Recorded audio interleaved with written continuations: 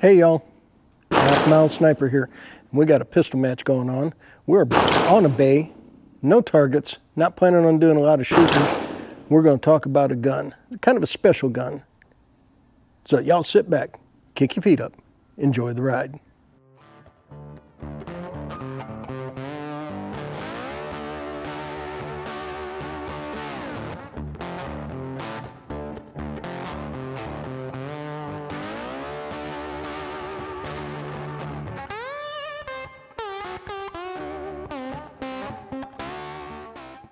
So what we have here today is a barbecue gun. It's one of my teammates' match guns he had built, but he had a problem. So we're going to talk about that, tell you what the fix was, and then we'll see if it functions. Okay, so what we have here, we have a custom-built long slide. It's a Damascus slide, Caspian frame. Has a very light trigger.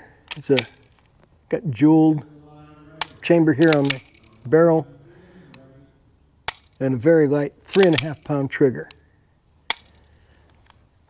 Very nice gun. Except it had one little problem. The match ammo my teammate has is this Atlanta Arms with the Sierra bullet. And this gun would not chamber the Sierra bullet.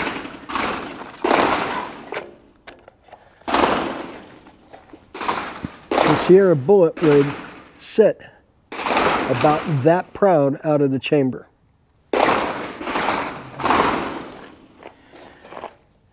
What my teammate resorted to doing was running this factory ammo through his die and seating the bullet a little bit deeper, which is not something you want to do with 9mm. 9mm is very pressure sensitive on the overall length changes. So I got a hold of his gun and I broke it down. I measured the chamber. I measured how far proud the ammo was sticking out of the chamber. And I used a very sharp finish reamer. The chamber measured like 0.715, and the chamber section on my ream measured 0.690. So I knew I was safe as long as I didn't get in too deep. I set my ream in the chamber and I still had probably 6 thousandths proud that the ream wasn't going into the chamber all the way. So I knew that the throat right in here was not relieved enough. It had a very short throat. So using the finish reamer, I gave it two light turns, punk tested around, still didn't go in all the way. Cleaned everything up, gave it 2 more turns, punk tested round sits flush now. Rechecked the depth of the chamber. We never touched the chamber length. We just relieved that throat a little bit, and now we're going to see if it actually runs.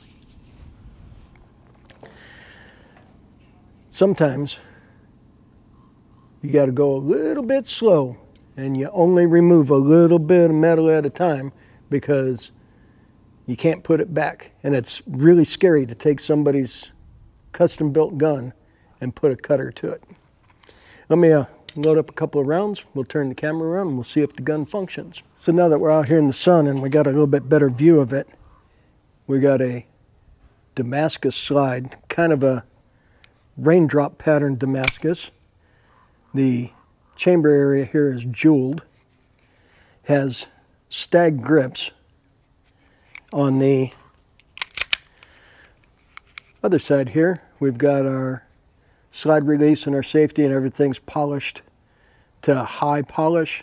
We've got a skeletonized light trigger, and we've got the Aristocrat tri-set sights. Now, the big question is it going to run? Well, it chambered. Okay, here we go. Let's see how she runs. Okay.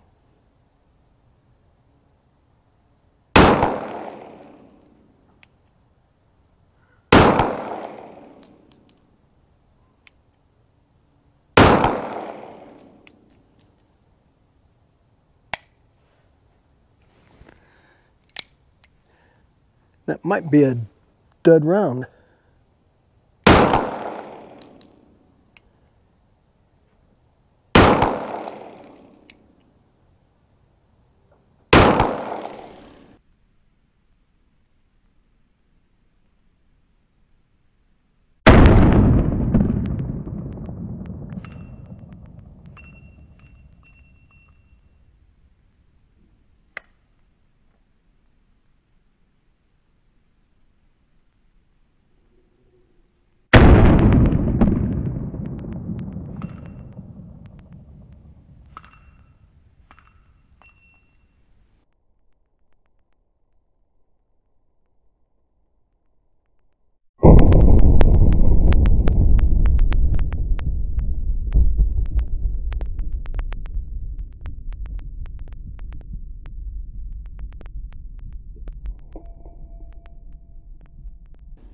Very good.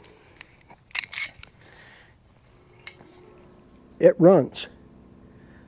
That was a primer that wasn't fully seated because it took a strike on, or it fired on the second strike. So I declare the barbecue gun functioning.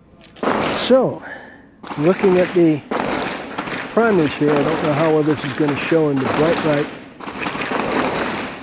Those firing pin hits are very shallow. I'm going to have to find out from my teammate if his pistol builder maybe put a lightened mainspring in. It's very possible. That may not have been a problem with the ammo. Alrighty, y'all. Well, I am pleased. I have to find out from my teammate if whoever built this gun put in a lighter mainspring, because those are very shallow hits on the primer.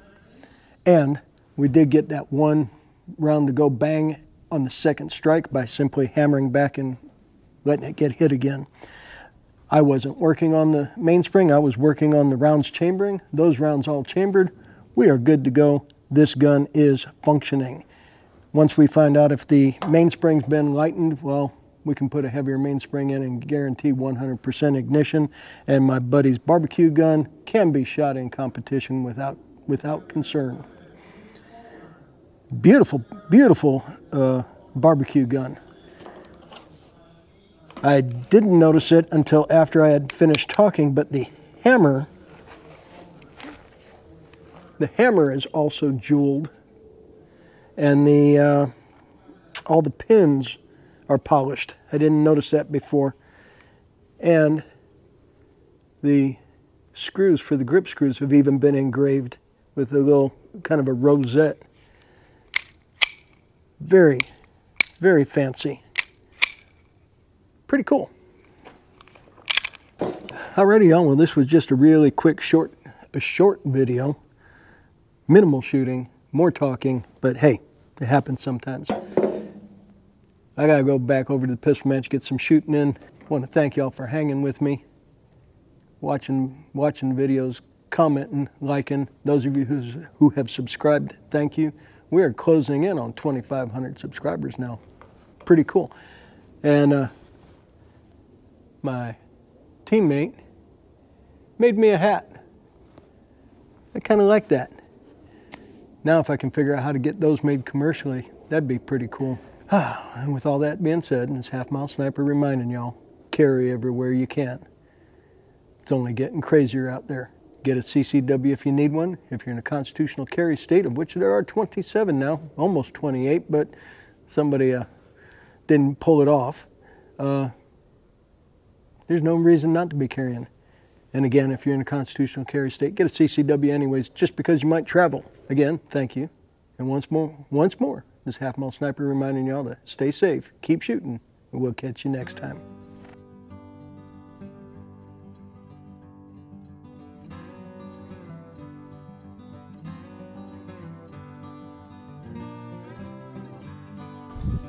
Send it.